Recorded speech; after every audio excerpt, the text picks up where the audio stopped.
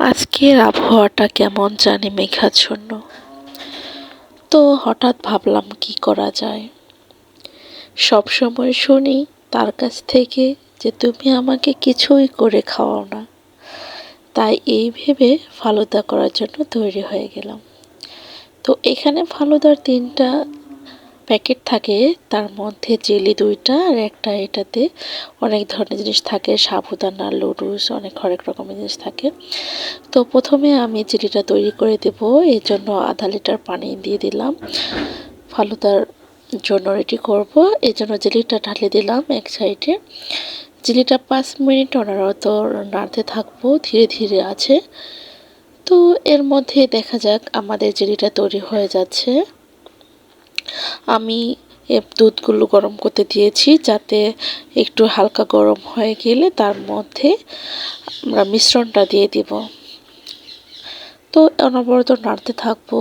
কিছুক্ষণের মধ্যে একটা সুন্দর ঘ্রাণ আসবে এবং মিল্কটা অনেক গাঢ় হয়ে যাবে। তো ওখানে চিনি দিতে হয় না, চিনি সেখানে অ্যাডজাস্টই থাকে। আমি একটু গুঁড়া দুধও দিয়েছিলাম। গুঁড়া দুধ দিলে কি হয়, অনেক গাঢ় হয়ে যায়, এই জন্য গুঁড়া দুধ দিয়েছিলাম 1 কাপ। তারপর আমাদের কাজ শেষ। আমরা দেখলাম জেলিটা আমাদের হয়ে এসেছে। এই জেলিটা আমি এখন একটা পরিষ্কার পাত্রে ঢালবো। পরিষ্কার পাত্রে ঢালা হয়ে গেলে সুন্দর করে কিউব তৈরি করব। আমরা কিছুক্ষণ রেখে দেব। ঢালা হয়ে গেলে এটা ঠান্ডা করতে হবে। ঠান্ডা হয়ে গেলে ফ্রিজে রেখে দিতে হবে, যাতে জেলিটা তৈরি হয়। একটু ঘন হলে ভালো হয়। আমি আরেকটা জেলি ঢালতে শুরু করলাম। তো এই জেলিটাতে আমি আধা লিটার পানি নিলাম। পানির পরিমাপটা হবে 250 মিলিলিটার। তো এখন আমার এই জেলিটা তৈরি হয়ে গিয়েছে। এই জেলিটা আমি আরেকটা পাত্রে ঢেলে নেব।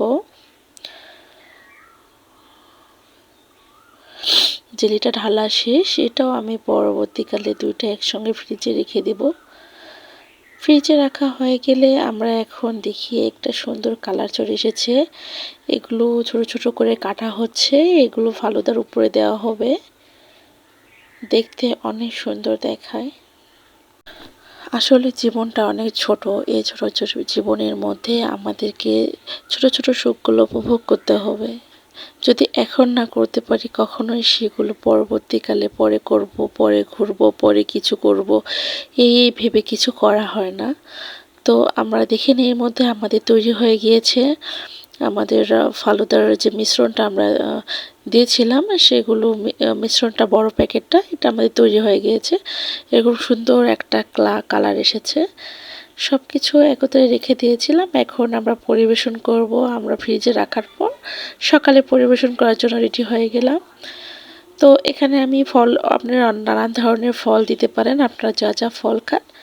আমাদের হাতে ছিল কলা, এই জন্য আমরা কলাটা ব্যবহার করেছিলাম। তো এখানে পিস পিস করে রাখা এগুলো আমি কেটে রেখে দিব। এই কিউবগুলো ওখানে উপরে ছেড়ে দিয়ে দেব। দেখতে একটা অন্য সুন্দর একটা কালার চলে এসেছে। আপনারাও বাসায় এভাবে ট্রাই করতে পারেন।